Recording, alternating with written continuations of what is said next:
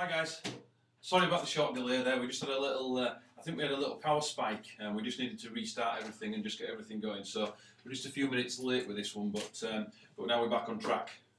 So again, as usual, anybody who's watched before, send your questions in on the right hand side of the player. There's the little screen where you can put in your question, your name. Just let me know where you're from. First of all, just drop me a message and let you know where we're from. Let me know where you're from. We're having guys from all over the world at the minute, and it's just absolutely fantastic the way that it's moving and the way that it's growing. So just let us know where you're at, and then occasionally we do things like we'll do a little free Skype lesson for somebody, or a little consultation with somebody if it's a teacher struggling or anything like that. Then just to help out and keep spreading the word. Okay. So tonight we're going to kind of follow on from last week. Hopefully most of you have watched in the archives from last week's lesson, which was something kind of strange called what and how. Yeah, and it was the what and how of drumming, really, in that we separate the two things completely, and we have what we play and we have how we play it. Okay, so the two things are completely separate when you think about them, but then when we add them together, they come in and become what we play on a regular basis, what we teach on a regular basis. Okay, so let me expand on that a little bit. Yeah, it's basically about not being able to play everything in the same way. Okay, so this is the how thing. If we want to play, let's say we want to play a loud single stroke.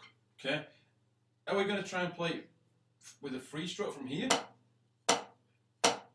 Or are we going to go to a bigger muscle and try and change it up and maybe look at the molar, which we're going to talk about in a couple of weeks? Okay, so we might go and play the molar. Yeah, so it's about thinking about what you want to play and then approaching it and thinking about how am I going to achieve that. Okay, so tonight what we're going to do is, I know we're running a little bit late because of the little technical problem, but we're back on now. Okay, let's think about, we're going to look at hand techniques.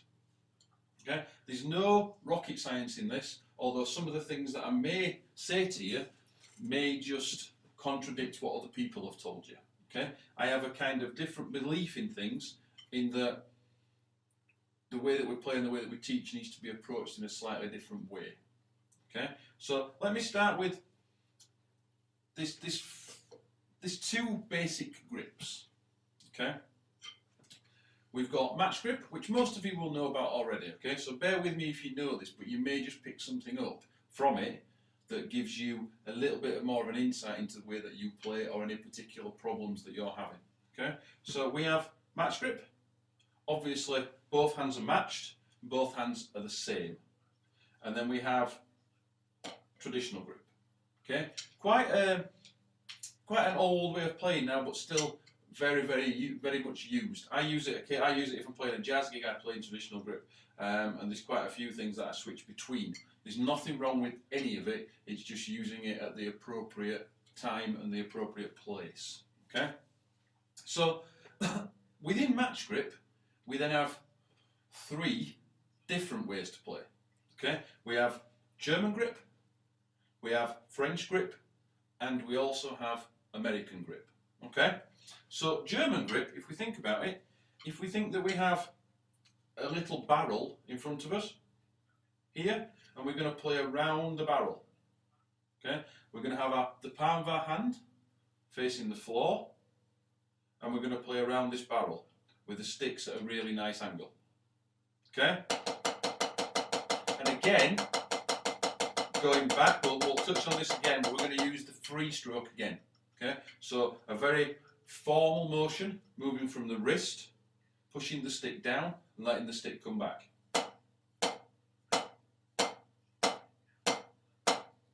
All you're thinking about with that is pushing the stick down. We don't want to be thinking about pushing it down, stopping it, squeezing it and pulling it back up again.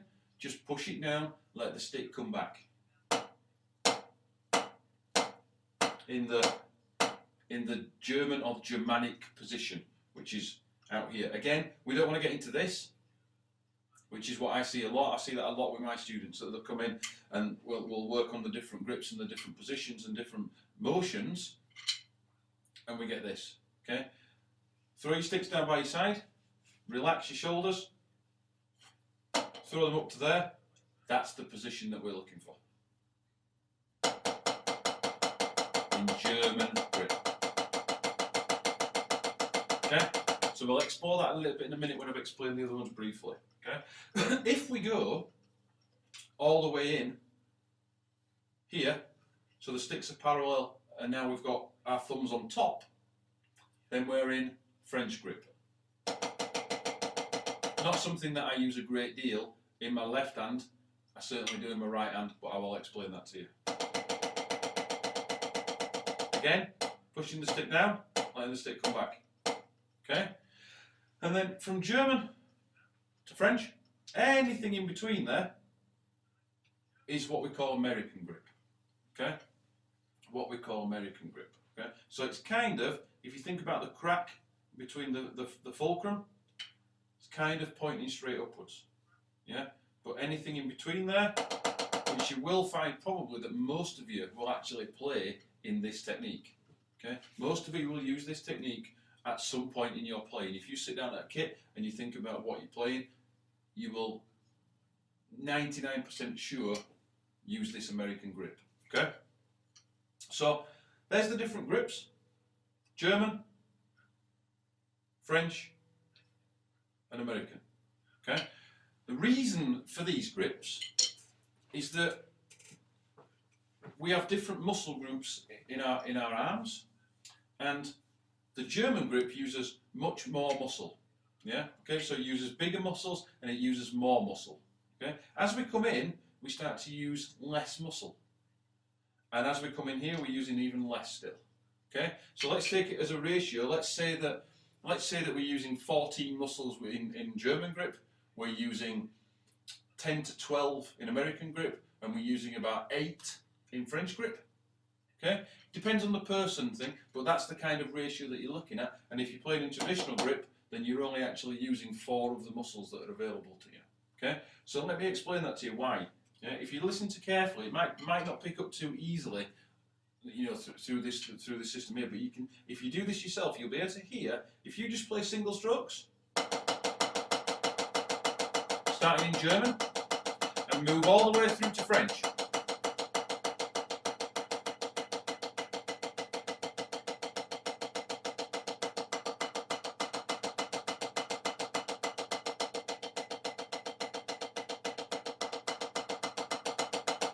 You'll hear a difference in the volume and the kind of density of the pad.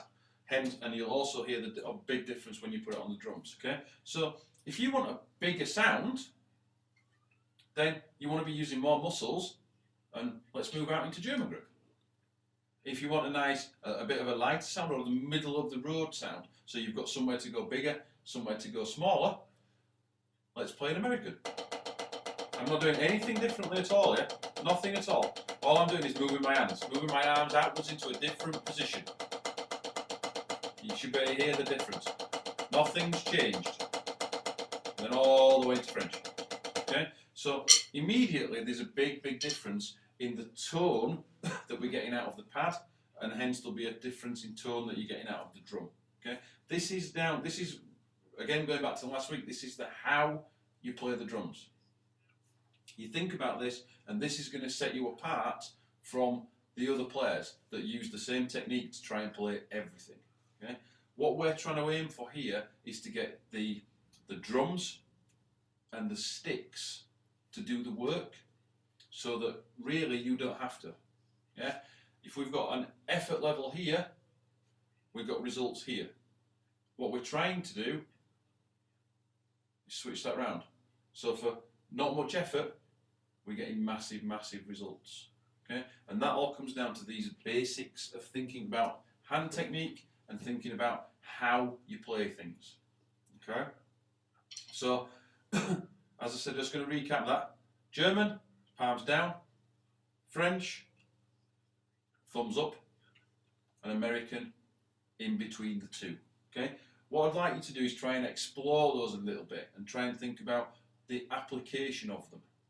Okay? The application of how you can actually use these things. Now, if you're a good idea would be to work on all of them.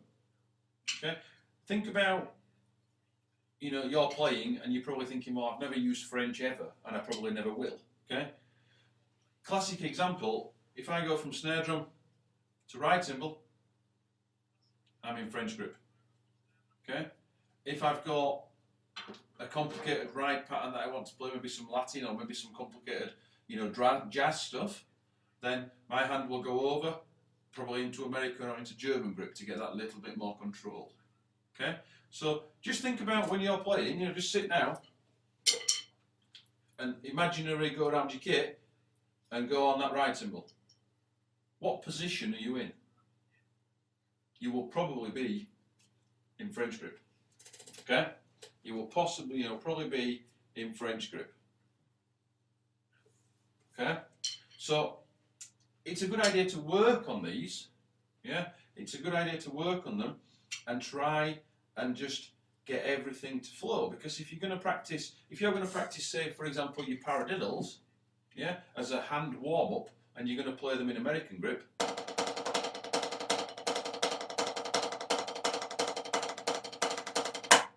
then great. But do you play in American grip all the time?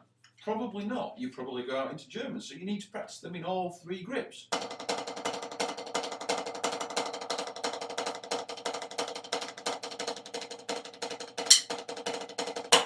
Okay, as I said, this is one that I very rarely use left-handed, French grip, but I do use it a lot right-handed. Okay, so it's if you're going to develop as a player and you're going to develop your full potential with your technique, then really what you need to do is think about doing all of this stuff together. Okay, working in all the grips and then really paying attention to which one is the best one to use for your particular circumstance that you're playing, for whatever groove it is that you're trying to work on. Okay? Let's just have a look. It's got a couple of questions already here.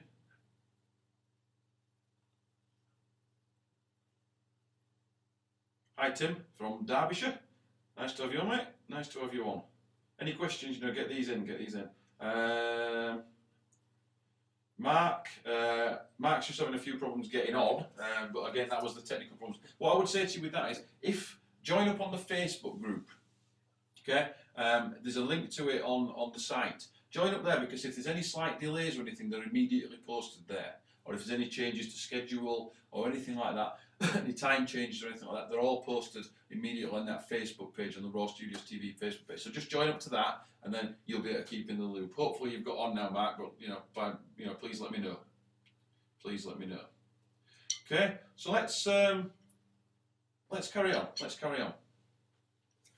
Okay, so far we've addressed the basics of really the three grips that most people use. Okay, there's still quite a lot of people. If anybody does play traditional, just drop me a message and let me know. I don't want to talk too much about traditional if there's nobody watching that uses it. Okay, but you know, if there is, then I'm happy to go into more detail with a traditional grip. All right, so just let me know on that one. Okay, so where we go from German, French, and American. Okay, we're developing these. We're going to be able to play doubles, singles, paradiddles. Okay, then the next step now is to think about the next three options that we have. Yeah, we've got the two grips, traditional, matched.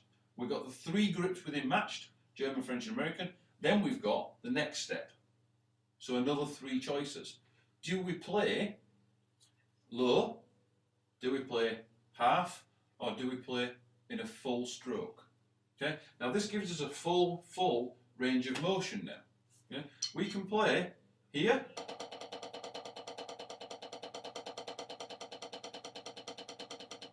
We can play here.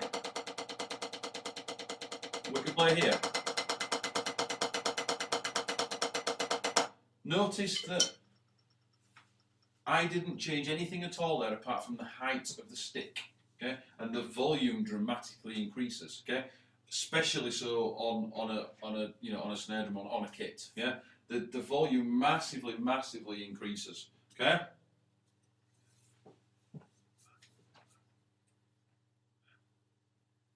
Okay, Mark, great, you're on, mate. That's good. Okay, let's look at. Yeah, we'll have a look then at traditional. If you're playing a little bit of traditional, that's not a problem, mate, at all. Not a problem. Okay.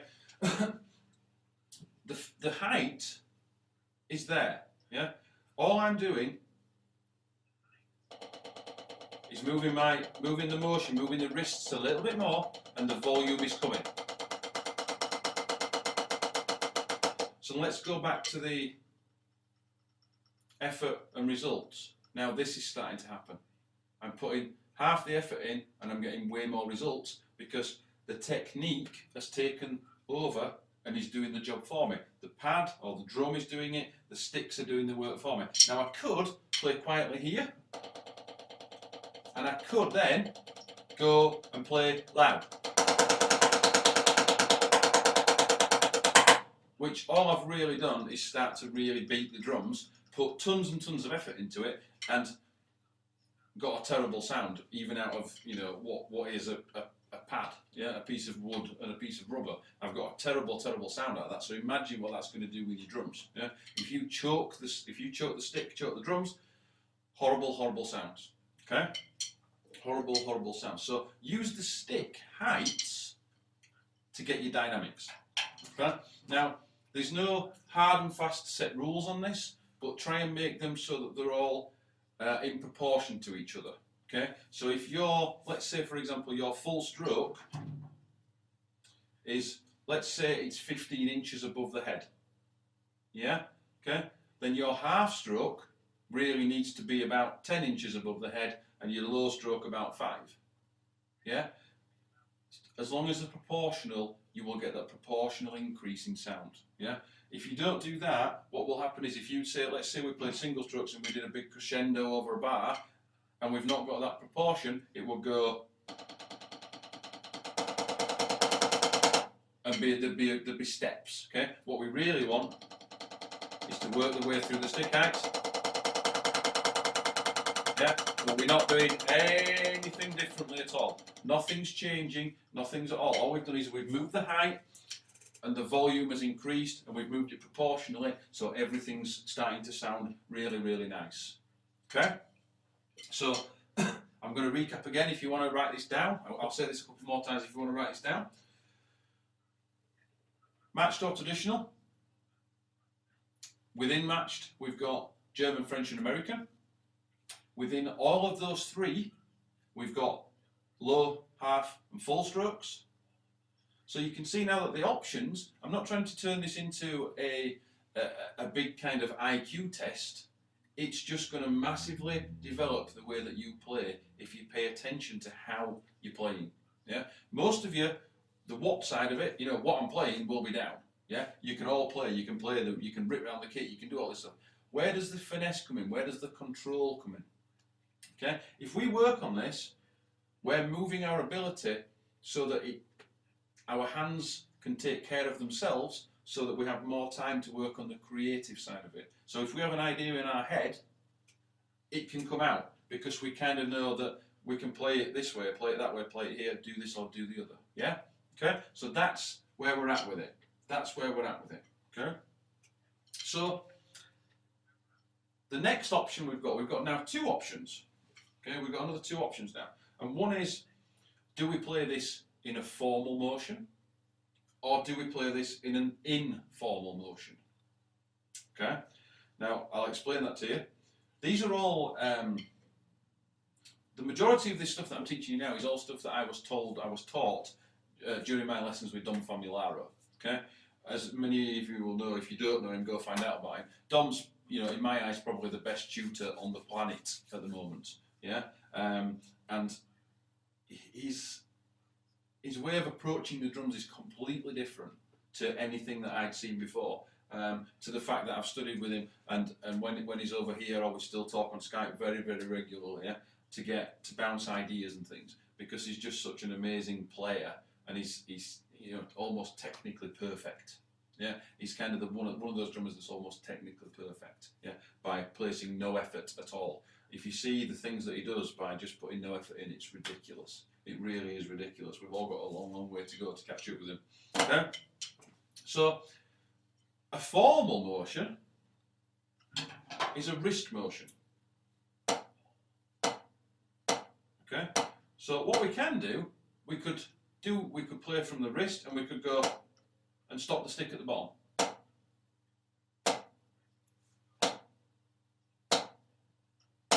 Or we could do a free stroke, and we could start in the full stroke position here. We could push the stick down and let the stick come back.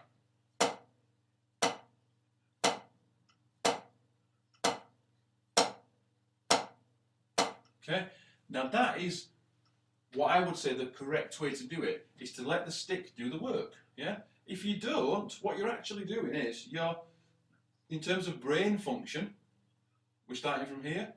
We're going push, stop, squeeze, pull. 4 brain actions. We've hit the drum once. Okay. So there's a lot of activity going on in the head and thinking about things that we don't really need to do. Okay? If we push the stick down and let it come back, we go push, push, push, push. Notice there's no arm really. Push, push, push. As it comes down, try and do this slow. It's quite hard to show slow. As it comes down, the stick opens, and as the stick travels back, it comes back. If you imagine it as being like bouncing a ball, okay? If we have a ball in our hand, we push the ball down, the hand opens, the ball hits the floor, it comes back and we catch it. That's the motion. That's what we're looking to get. That's what we're looking to get. Okay? And then as we move that on, if we wanted to say bounce the ball or dribble the ball, we wouldn't catch it. We would just keep pushing it down. As it comes back up, we would keep pushing it down. Okay? So all we're doing is pushing that ball down. It's the same with the stick. As we get a little bit quicker, we don't catch it, we just keep it pushing down with a very, very, very loose grip. Keep it pushing, keep it pushing, keep it pushing. We're dribbling that ball now. Okay? And that goes all the way down, right down into fingers. We have the other hand.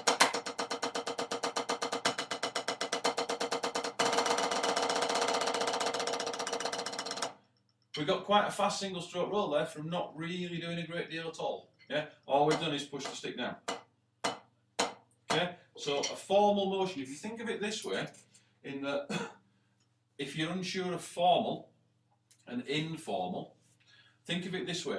The formal motion, imagine an orchestral percussionist with his bow tie on, playing a snare drum. Yeah, he wouldn't be doing this. Yeah, he would. Everything's very formal. So it's wrist or fingers.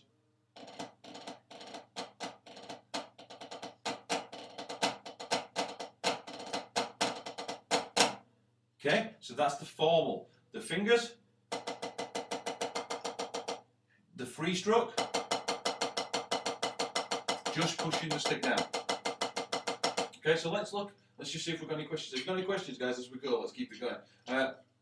Mark, in terms of the traditional grip with this, it's exactly the same. Okay, as we push the stick down, we let it come back, and the heights are the same. There, half, full. Okay, and all we're doing is we're guiding the stick, just guiding the stick down. Okay, guiding it down. Okay, just guiding. All right. So that I'll come back to a little bit more on the traditional grip in a minute. Okay. So let's now look at the other option of an informal motion. Yeah.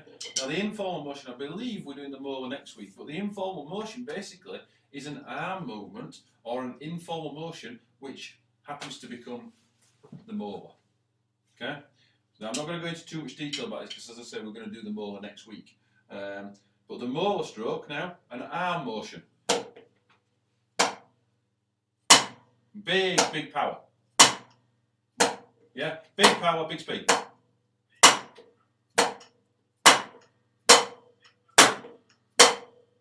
But again, the stick's so loose in my hand that it can almost fly away.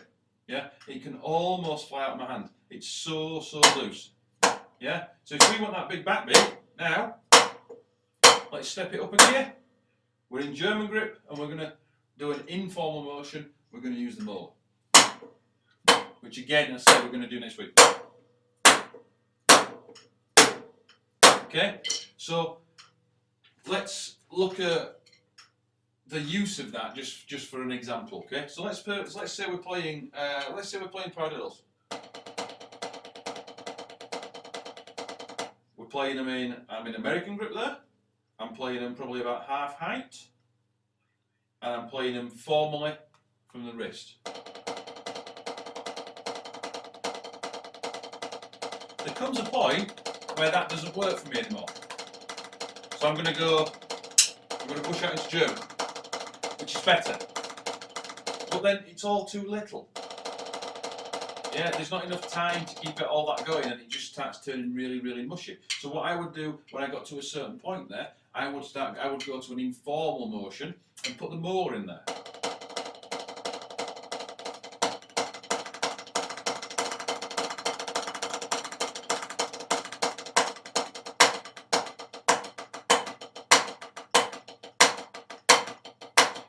That way then we're getting lots and lots of effort and a nice big sound, but I'm not really trying very much at all. I will explain this to you more in the molar lesson next week.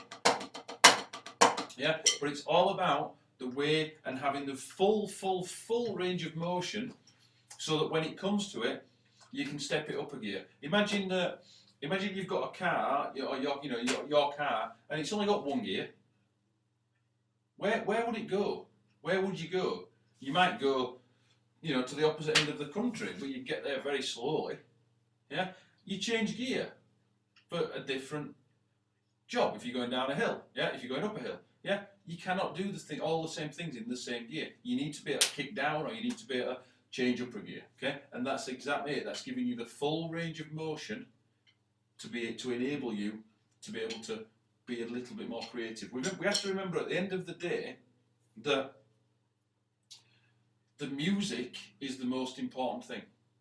Okay, this whole technique and the whole way that we play, yeah, is all for the music, but it can be done in such a good way that the creative juices can start to flow, because the hands and the feet, have taken care of themselves.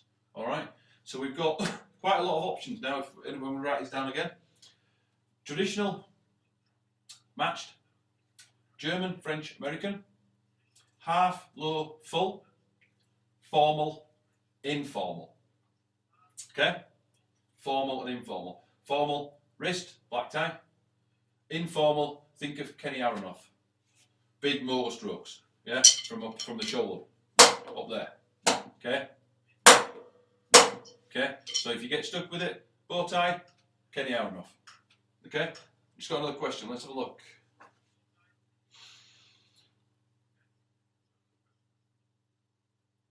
Okay, Hugh, trying to develop my finger technique in American grip. Any advice, exercises you recommend? Absolutely.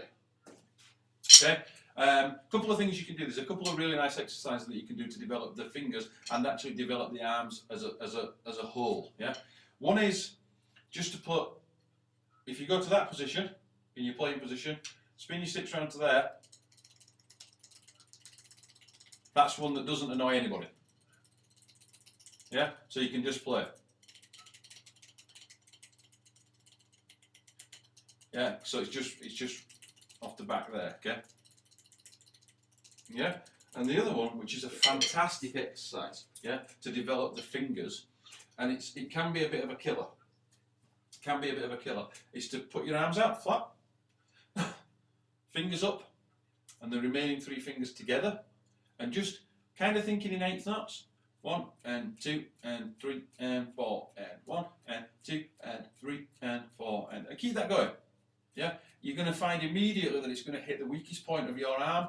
Straight away it's going to go to the weakest muscles, and what it does is it hits the weakest point and it starts to stretch the muscles. Okay, and then when it's done stretching the muscles, which is the painful part, yeah, don't get me wrong, it is going to, if it's excruciating, then stop. But if it's a little bit uncomfortable, if you can push through it, okay, it hits the weakest point, stretches it, and then it starts to tone it. It then jumps to the next weakest point and starts to work on that. Okay, so you may find that you'll get little pockets of pain and they'll be dotted all over the place. If you do it for long enough, it will eventually fall off the end, and you'll have no pain and you'll be back to here. Okay? It's not an exercise to do every day because you could potentially do yourself some damage with it. Okay? But maybe once or twice a week, just try that. Just sit and do this. Yeah? You'll be amazed. In fact, I've done it with a student today.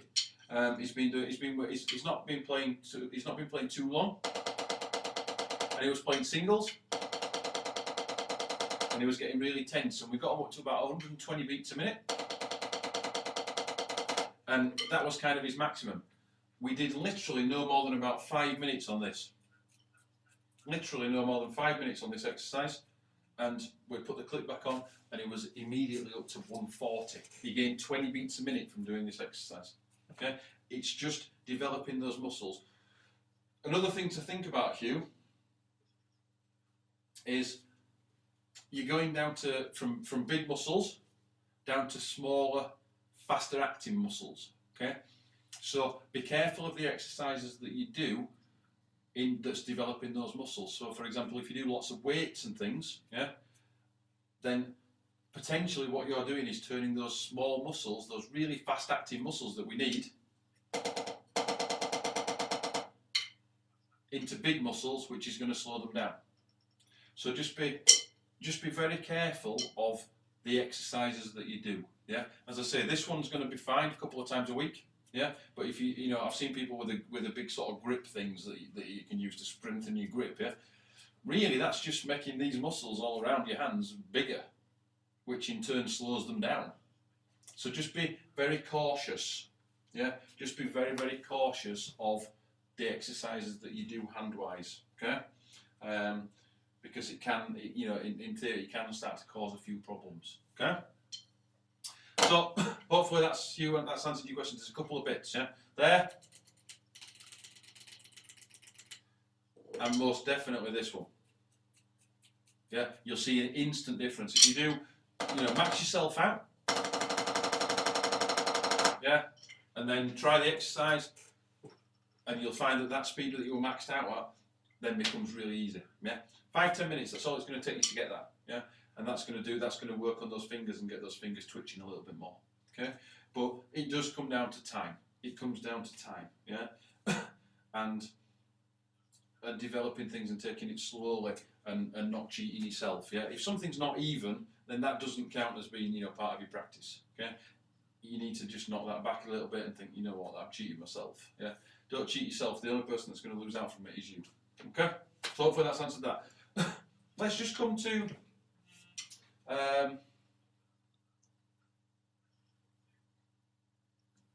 So I don't know who that was.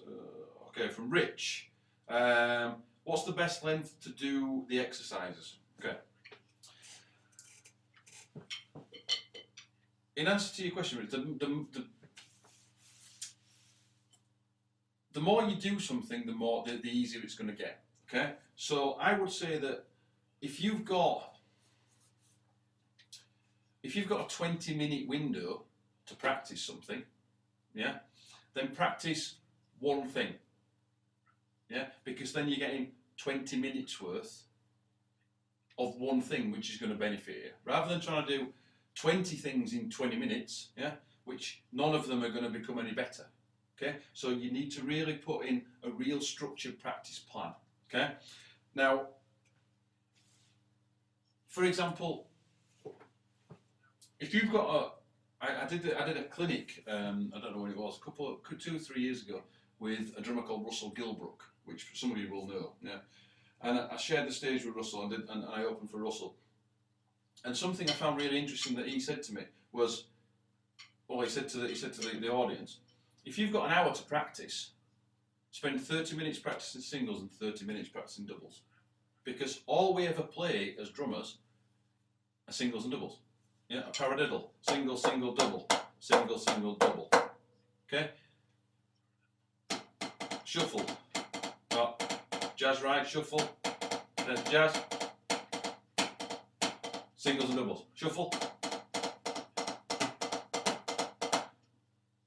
Pretty much everything that we play is singles and doubles. So if you spend 30 minutes doing singles and 30 minutes doing doubles, then your whole playing is going to get better because you'll have more control. So in answer to your question, Rich, it's irrelevant really. Yeah, I would practice for results, not practice for time.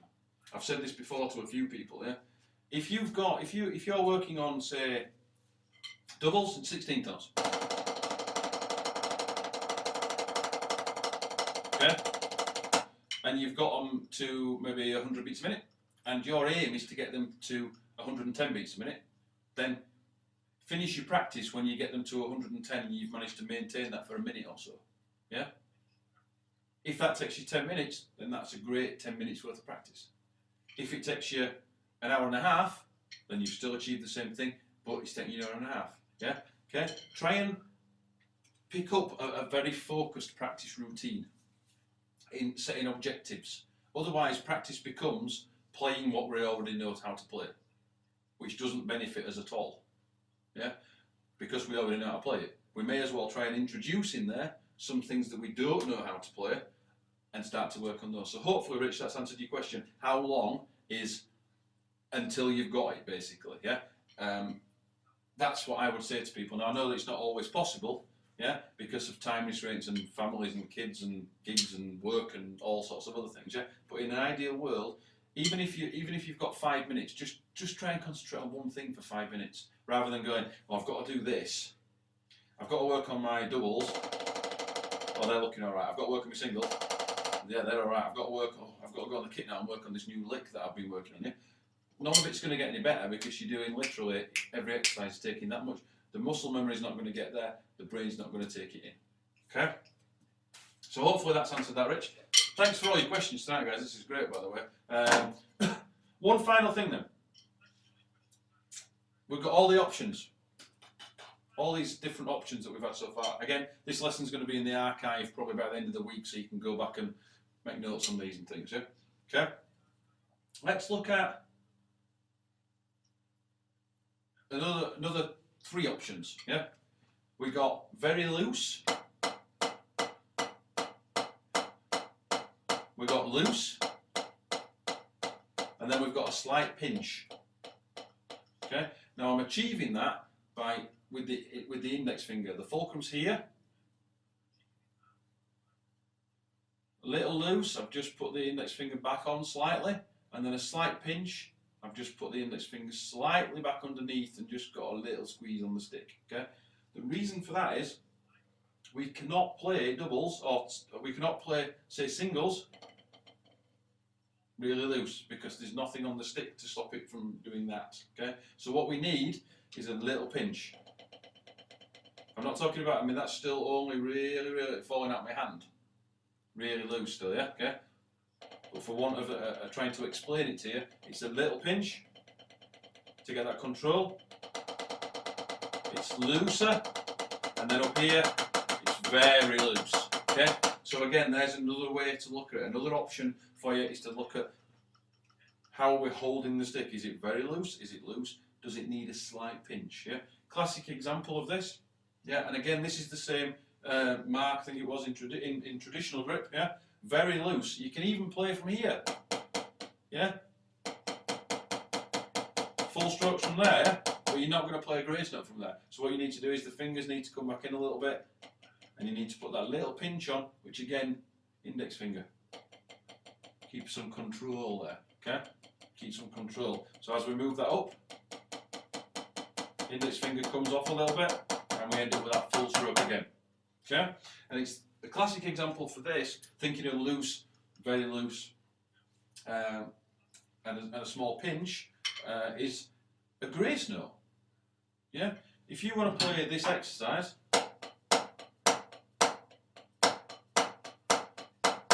if you hold the stick in the same way, really loose, all the way through that, that's going to go.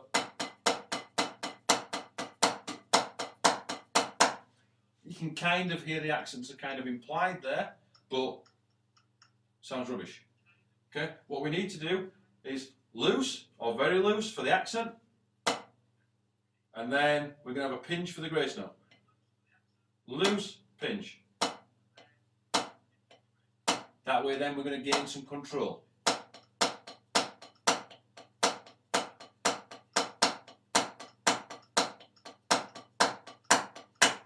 How many times have you heard this? Any teachers out there? How many times have you heard this? Let's play a 16th note groove.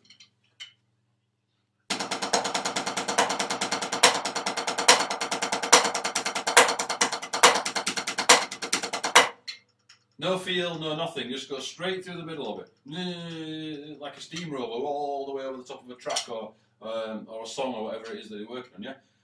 Grace notes.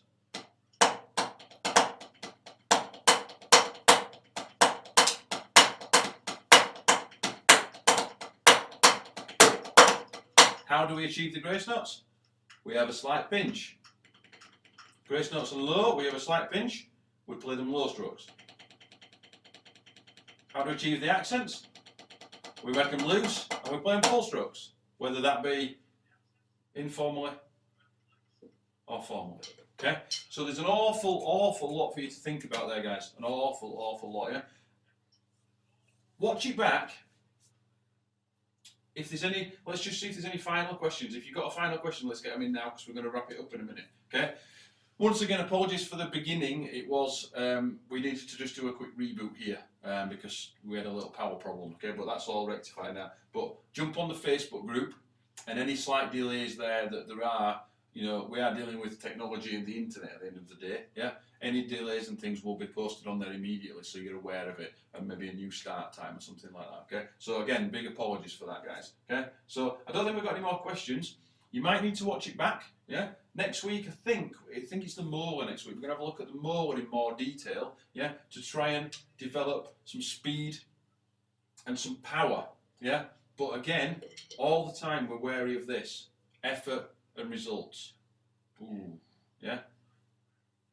Bringing that down, okay? So that we can then play, you know, if we half the effort, if we could play for an hour, then we're going to be able to play for 2 hours, yeah? If you're finding yourself tired at the end of gigs, or, you know, as a student of mine recently said to me, you know, he's a new student, he said, I finish your gig and I can't even hold a pint because my hands are so painful, yeah? That's completely wrong. Absolutely, completely wrong, yeah? Okay? So we're working on loosening everything up and we're working on this kind of stuff with him, yeah? That's the key, guys, is to get the sticks and the drums to do the work, reduce the effort level, and the results will fly. And it's by making the choice of which hand technique it is that you want to use, or that what suits the particular application. So whether it's a rudimental thing or a jazz thing or a funk thing, you know, which way do you want to play? Which way is going to get the best sound out of this with the least amount of effort, which means that we can then focus on being creative. Okay? So thanks for all your questions, guys. Really impressed by the amount of questions and things. Please keep spreading the word for me so we can build this up to a massive community. If you do get any issues with this lesson, it's been quite in depth, yeah, then by all means, you know, drop me an email and I will get back to you on that one. Let me know your thoughts on how things are in terms of the site and things and how it's coming across and the content. If you want anything in particular covering, yeah, then again, send a mail in or put it on the Facebook group and I will put that into the schedule. Yeah, I promise I will put it into the schedule. If something particularly, these lessons really are for you. Yeah, they are to spread the word of good education. Okay, there's lots and lots of bad education out there. Yeah, good education to the masses for nothing.